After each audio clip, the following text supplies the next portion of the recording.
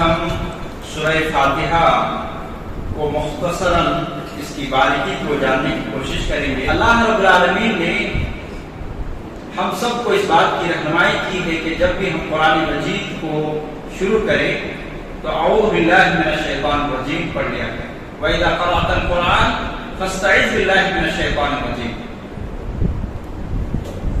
اس میں نقطہ یہ ہے کہ چونکہ قرآن مجید کے اندر شیطان کے سارے حربے، سارے سازشیں اور پورا پول کھول دیا گیا ہے، اور کوئی یہ نہیں چاہتا کہ کسی کی برائی بیان کیا جائے، تو شیطان بھی یہ نہیں چاہتا ہے کہ میری جو حرکتیں ہیں، میری جو حقیقتیں ہیں اور میری جو سازشیں ہیں، یہ ساری چیزیں لوگوں کو معلوم ہو جائے۔ اسی لیے اللہ رب العالمین نے اس بات کا حکم دیا ہے، چونکہ شیطان یہ نہیں چاہتا کہ قرآن انسان پڑھے۔ دوسرا نقطہ اس لیے بھی کہ شیطان کو معلوم ہے کہ یہ قرآن عظیم رب کی طرف سے نازل کیا گیا ہے اور یہ عظیم کتاب ہے اور اس میں ساری باتیں عظیم ہیں۔ انسان اگر پڑھے گا اور اس کو سمجھے گا اور اس کے مطابق عمل کرے گا تو وہ بھی عظیم بن جائے گا۔ تو شیطان کیسے یہ برداشت کر سکتا ہے کہ کوئی انسان جنت کے راستے پر چلے اور عظیم بن کر کے دنیا میں بھی کامیاب ہو اور آخرت میں بھی کامیاب ہو؟ اسی لیے اللہ رب العالمین نے پہلے ہی اس بات کی رہنمائی کی ہے کہ جب بھی قرآن پڑھا جائے اعوذ باللہ من الشیطان الرجیم پڑھ لیا جائے۔ سب سے پہلی آیت سورۃ الفاتحہ کی الحمدللہ رب العالمین کہ تمام تعریف اللہ رب العالمین کے لیے ہے جو سارے جہاں کا پروردگار ہے۔ یہاں اللہ رب العالمین نے الحمدللہ سب سے پہلا لفظ بیان کیا ہے۔ الحمدللہ کو سمجھنے کے لیے آپ اس طرح سے سمجھیں کہ اللہ رب العالمین نے بندے سے کہا کہ میری اتنی عطائیں ہیں، میری اتنی نوازشیں ہیں کہ نہ تم اس کو شمار کر سکتے ہو، نہ اس کی شکریہ ادا کر سکتے ہو۔ تو بندے نے پوچھا اللہ مجھے تو ہر حال میں تیرا شکریہ ادا کرنا ہے، طریقہ بتا۔ تو اللہ رب العالمین نے یہ طریقہ بتا دیا، شارٹ طریقے سے تمام دنیا کی تمام چیزیں اور تمام نعمتوں کا شکریہ ایک انسان کس طریقے سے ادا کرے گا۔ تو اللہ رب العالمین نے یہ طریقہ کار سکھا دیا الحمدللہ۔ تو جب بھی ہم اللہ رب العالمین کا شکریہ ادا کریں تو یہ بہت ہی شارٹ انداز ہے کہ ہم اللہ الحمدللہ کہیں۔ اور رب العالمین آگے کہا، اور رب کہتے ہیں اس کو، رب کہتے ہیں درجہ بدرجہ جس کو جس وقت جتنا اور جیسی ضرورت ہے اس کو عطا کر دینا، یہ حقیقت میں رب ہے۔ پھر سے میں دہراتا ہوں، رب اس کو کہتے ہیں درجہ بدرجہ جس کو جتنا جس وقت اور جیسی ضرورت ہے اس کو عطا کر دینا، یہ رب ہے۔ اور معلوم ہوا کہ اللہ رب العالمین کے علاوہ کوئی دنیا میں نہیں ہے کہ جب جس کو جتنا اور جیسے اور جس وقت ضرورت پڑے اس طریقے سے دے سکتا۔ تو صرف اور صرف اللہ رب العالمین کی ذات ہی رب ہے اور رب العالمین ہے، سارے جہاں کا پروردگار ہے۔ عالم کا معنی ایک نشانی کے بھی ہے، دنیا کے ذرے ذرے میں اللہ رب العالمین کی نشانیات موجود ہیں۔ اگر انسان غور و فکر سے کام لے تو اسی صورت اللہ رب العالمین کے ہر چیز میں اللہ کی وحدانیت اور اللہ رب العالمین کی ربوبیت اور اللہ رب العالمین کے اسماء و صفات کو دیکھ لے گا۔ آگے اللہ رب العالمین نے کہا الرحمن الرحیم، یہ بڑا مہربان اور نہایت رحم کرنے والا ہے۔ یہاں رحمان اور رحیم دونوں کا معنی سیم ہے، لیکن جب ایک ہی جگہ پر دونوں آ جائے، رحمان کا بھی لفظ آ جائے اور رحیم کا بھی لفظ آ جائے، تو اس کا معنی تھوڑا سا چینج ہو جاتا ہے۔ مفسرین کرام نے رحمان کو دنیا کے لیے عام کیا ہے کہ اللہ رب العالمین کے جتنے بندے ہیں دنیا میں، چاہے اللہ رب العالمین کے ماننے والے ہوں یا اللہ رب العالمین کے منکر ہوں، چاہے اللہ رب العالمین کے یہاں سجدہ ریز ہونے والے ہوں، رکوع کرنے والے ہوں، اللہ کے فرمانبرداری میں اپنی زندگی گزارنے والے ہوں، یا یہ کہ اللہ رب العالمین کی نافرمانی اور اللہ رب العالمین کو گالی دینے والے ہوں، سب پر اللہ رب العالمین مہربانی کرنے والا ہے، سب کو کھلانے والا ہے، سب کو پلانے والا ہے، سب کو دھوپ ہوا اور اس طرح کی جتنی ضروریات کی چیزیں ہیں زمین دینے والا ہے، سب کو گھر عطا کرنے والا ہے، سب کو آسمان عطا کرنے والا ہے۔ اور رحیم یہ آخرت کے لیے خاص ہے کہ اللہ رب العالمین انہی نیک بندوں کو، مومنین لوگوں کے اوپر اللہ رب العالمین قیامت کے دن رحم کرے گا۔ اللہ رب العالمین قیامت کے دن کسی منافق پر رحم نہیں کرے گا، کسی کافر پر رحم نہیں کرے گا، اور اسی طریقے سے کسی مشرک پر رحم نہیں کرے گا۔ تو معلوم یہ ہوا کہ اس آیت کریمہ میں اللہ رب العالمین نے اپنی رحمانیت اور اپنی رحیمیت کو بیان کیا ہے۔ یہاں غور کرنے کی ایک بات اور بھی ہے کہ رحمان فلان کی وزن پر آیا ہوا ہے، اور جب بھی کوئی صیغہ فلان کے وزن پر آئے، یہ میں گرامر بیان کر رہا ہوں کہ رحمان فلان کی وزن پر ہے، اور جب بھی کوئی صیغہ فلان کی وزن پر آئے تو کسی چیز کی انتہا کو بیان کرتا ہے۔ یہاں اللہ رب العالمین نے اپنی رحمانیت کو، اپنی مہربانی کو فلان کی وزن پر لا کر کے یہ ثابت کر دیا کہ اللہ رب العالمین کا رحمت کا سمندر بہہ رہا ہے اور یہ کبھی ختم ہونے والا نہیں۔ لہذا انسانوں کو، گنہگاروں کو یہاں تسلی دی گئی ہے، امید دلایا گیا ہے کہ اے گنہگار بندو، اللہ رب العالمین کی ذات وہ ہے جو رحمان بھی ہے اور رحیم بھی ہے، لہذا تم اپنے گناہوں سے توبہ کر کے اللہ رب العالمین کے راستے پر آ جاؤ۔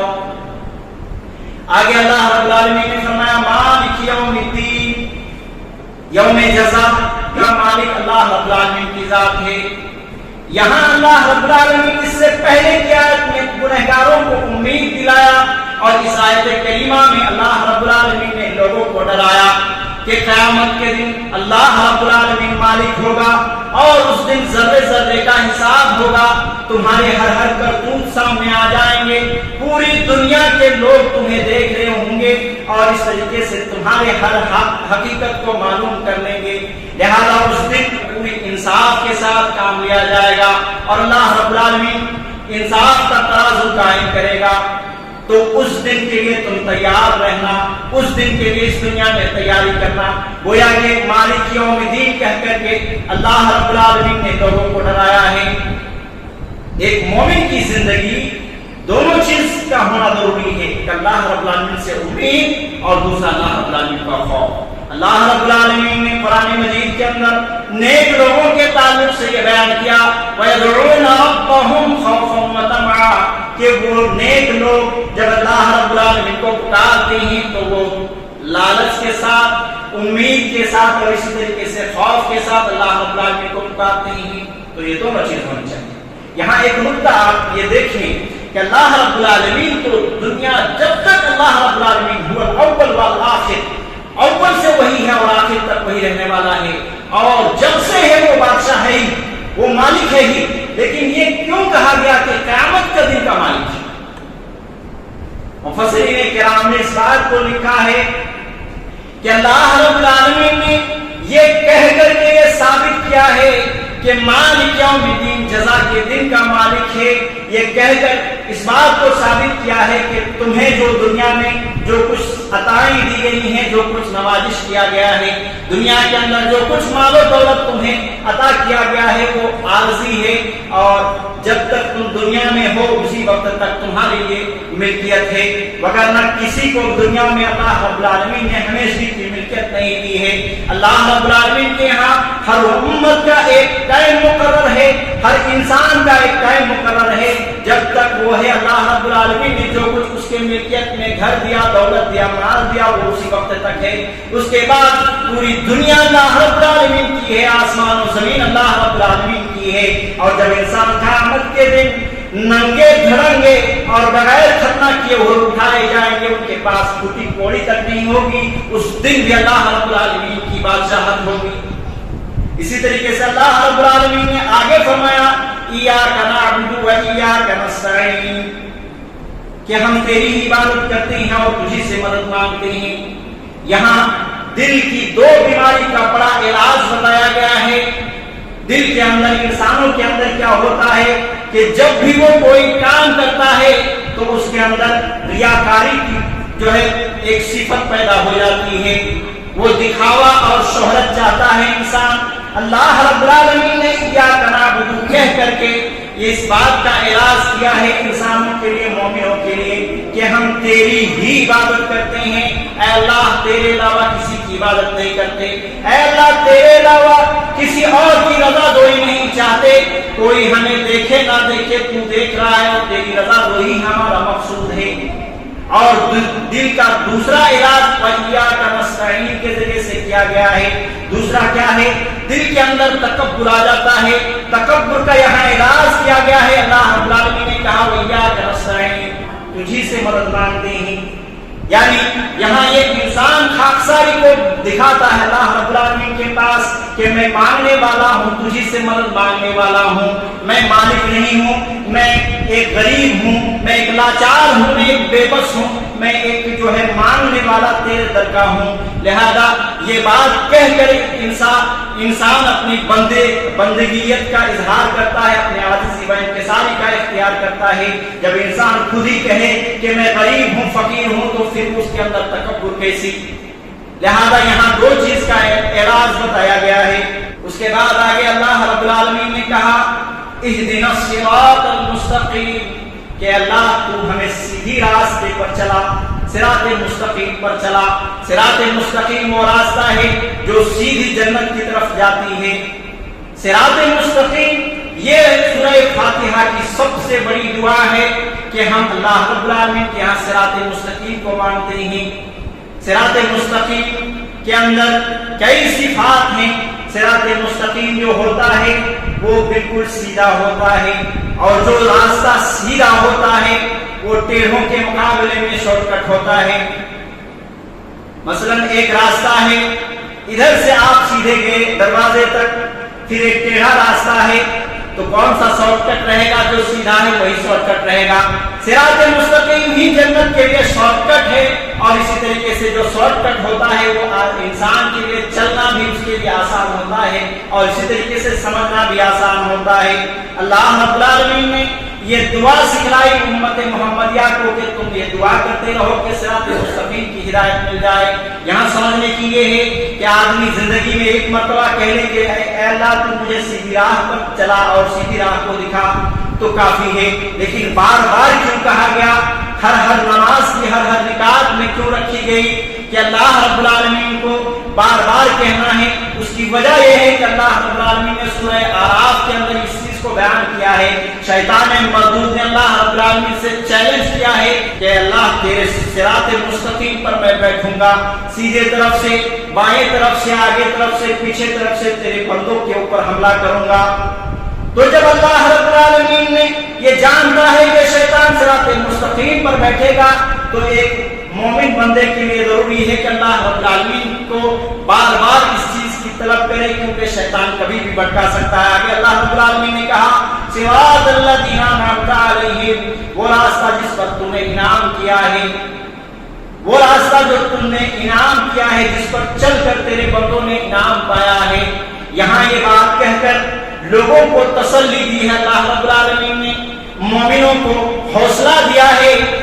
بیابان میں آدمی چلے، رات کا وقت ہو، چاروں طرف سے بیابان ہو، کوئی انسان نہ ہو، وہ چلتے جا رہا ہے، چلتے جا رہا ہے، ان کو ایک طریقے سے خوف آئے گا، اور جیسے ہی دل میں خوف آئے گا ان کے قدم جو تیز رفتاری ہے وہ جو ہے گھٹ جائے گی اور سست رفتار بن جائے گا انسان۔ اللہ رب العالمین نے یہ کہہ کر لوگوں کو تسلی دی ہے، ہمت دی ہے، حوصلہ دیا ہے کہ اے بندو تم اکیلے اس راستے پر نہیں ہو، بلکہ تم سے پہلے انبیاء کی جماعت اسی راستے پر چل کر کے جنت حاصل کی ہے۔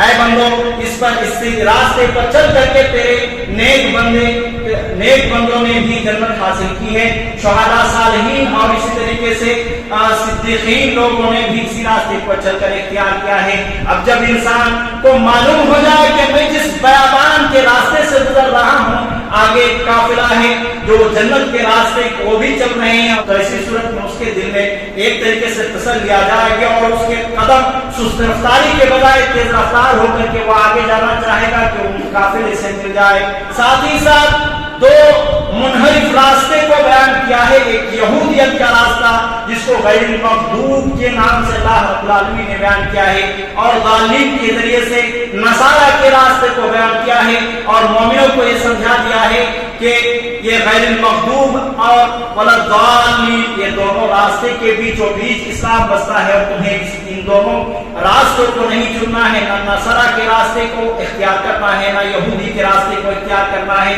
یہاں توحید بھی بیان کیا گیا، یہاں ایک کامیاب زندگی کس طریقے سے گزارا جائے اس چیز کو بیان کیا گیا، کس راستے کو چنا جائے اس کو بھی بیان کیا گیا، اور اسی طریقے سے کون لوگوں کے راستے کو چھوڑ کر کے کن لوگوں کے راستے کو اپنانا ہے، ان چیزوں کو بھی بیان